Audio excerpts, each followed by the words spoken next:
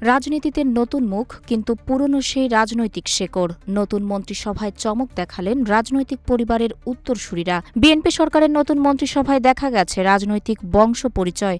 অনেক মন্ত্রীর ছেলেমেয়ে এবার প্রধানমন্ত্রী তারেক রহমানের মন্ত্রিসভায় জায়গা পেয়েছেন।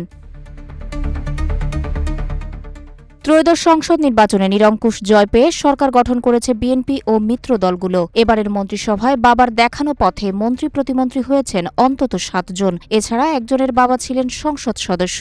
প্রথমবার সংসদ সদস্য হয়ে মন্ত্রী হয়েছেন মানিকগঞ্জ ৩ সদর ও সাটুরিয়া আসনের আফরোজা খানম রীতা। স্বাধীনতার পর এই আসনে তিনিই একমাত্র নারী সংসদ সদস্য হিসেবে নির্বাচিত হয়েছেন। তার বাবা প্রয়াত শিল্পপতি হারুনা রশিদ খান মুন্নু ছিলেন মানিকগঞ্জ ২ এর মানিকগঞ্জ ৩ আসনে বিএনপির ৪ বারের সংসদ সদস্য।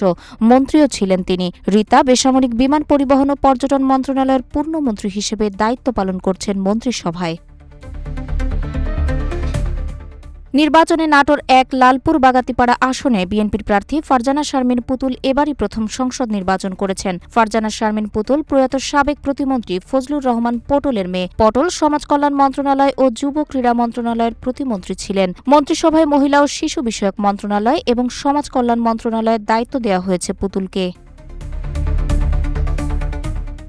যশোর ৩ আসনে বিজয়ী হয়েছেন বিএনপির খুলনা বিভাগীয় ভারপ্রাপ্ত সাংগঠনিক সম্পাদক অনিন্দ ইসলাম অমিত। তিনি এবারই প্রথম সংসদ সদস্য নির্বাচিত হয়েছেন। অমিত বিএনপির একসময়ের স্থায়ী কমিটির সদস্য এবং প্রয়াত মন্ত্রী তরিকুল ইসলামের ছেলে। অমিতের মতো তার বাবাও একই আসন থেকে কয়েকবার এমপি নির্বাচিত হয়েছিলেন। বাবার রাজনীতির হাল ধরেছেন অমিত। জ্বালানি বিদ্যুৎ ও খনিজ সম্পদ মন্ত্রণালয়ের প্রতিমন্ত্রী হিসেবে দায়িত্ব পেয়েছেন তিনি। তার বাবা তরিকুল ইসলাম বিএনপি সরকারের তথ্যমন্ত্রী ছিলেন।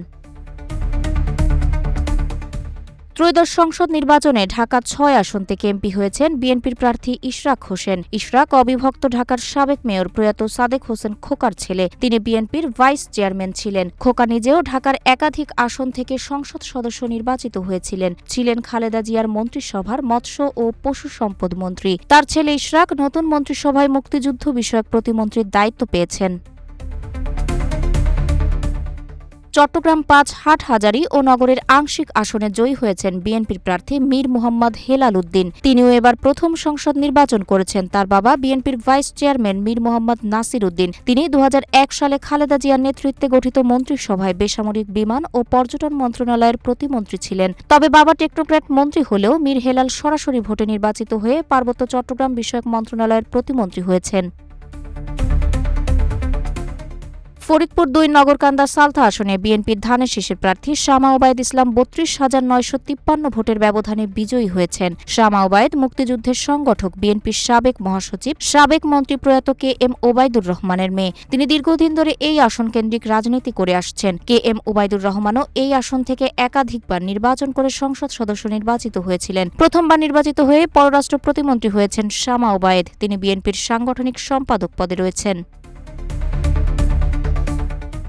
ময়মনসিংহ ৯ আসন থেকে জয়ী হওয়া ইয়াসের খান চৌধুরীও আছেন নতুন সরকারের প্রতিমন্ত্রীর তালিকায়। তার বাবা মোহাম্মদ আনোয়ারুল হোসেন চৌধুরী ১৯৯১ সালের নির্বাচনে একই আসনের সংসদ সদস্য ছিলেন। তার চাচা খুরনম খান চৌধুরী ছিলেন ৪ বারের সংসদ সদস্য।